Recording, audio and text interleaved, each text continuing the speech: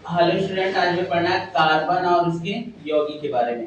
या 10th के लिए, 11th के लिए, 12th के लिए, तीनों क्लास के लिए इंपॉर्टेंट है और रेलवे के एग्जाम के लिए भी इंपॉर्टेंट है। अब हमें पढ़ना है कार्बन और उसके यौगिक के बारे में। सबसे पहले हम पढ़ेंगे किसके बारे में? कार्बन के बारे में। तो कार्बन है क्या? कार्बन एक रासायनिक तत्व है और तत्व में भी क्या है? कार्बन एक अधातु है। और कार्बन का प्रतीक क्या होता है? सी। और कार्बन का परमाणु क्रमांक क्या होता है? 6। और आपसे पूछा जाएगा कि कार्बन की संयोजकता क्या होती है, तो 4। कैसे आप बताएंगे?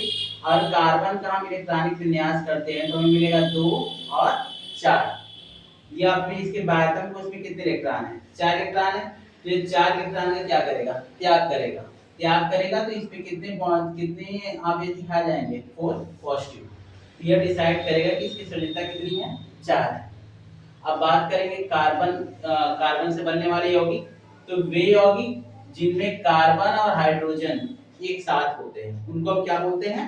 कार्बनिक यौगिक। जैसे आपका क्या है? CH4, methane. इथेन का क्या होता है? CH2, अब कार्बनिक यौगिक का अध्ययन जिस विज्ञान में हम करते हैं, कार्बनिक यौगिक का अध्ययन जिस विज्ञान में हम करते हैं उसका नाम क्या होता है?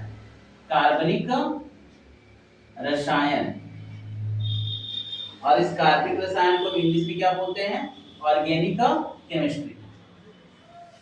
अब हमें CH4, C2S6 ये कैसे बना उसको समझने से पहले क्या समझना पड़ेगा?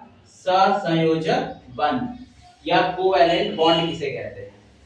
देखिए, अगर क्या हो, अगर किसी एक ही तत्व के इलेक्ट्रॉनों के बीच साझेदारी से बनने वाला बंध, यानी जैसे आप देख रहे हैं क्लोरीन क्लोरीन के बीच में है, तो इलेक्ट्रॉनों की साझेदारी से जो बंध बनते हैं उन्हीं को हम क्या बोलते हैं? सहसंयोजक बंध। और ये कितने प्रकार के होते हैं? 3 होते हैं। तो पहला हम पढ़ेंगे एकल सहसंयोजक बंध किसे कहते हैं, यानी ऐसे बंध जो एक इलेक्ट्रॉन युग्म की साझेदारी से बनता हो। मतलब एक क्लोरीन की तरफ से इलेक्ट्रॉन जाएगा, एक इस साइड क्लोरीन की तरफ से आएगा, यानी एक ही इलेक्ट्रॉन युग्म की साझेदारी से जो बंध बनेगा उसी को हम क्या बोलेंगे? एकल सहसंयोजक बंध। द्विसहसंयोजक बंध किसे बोलेंगे?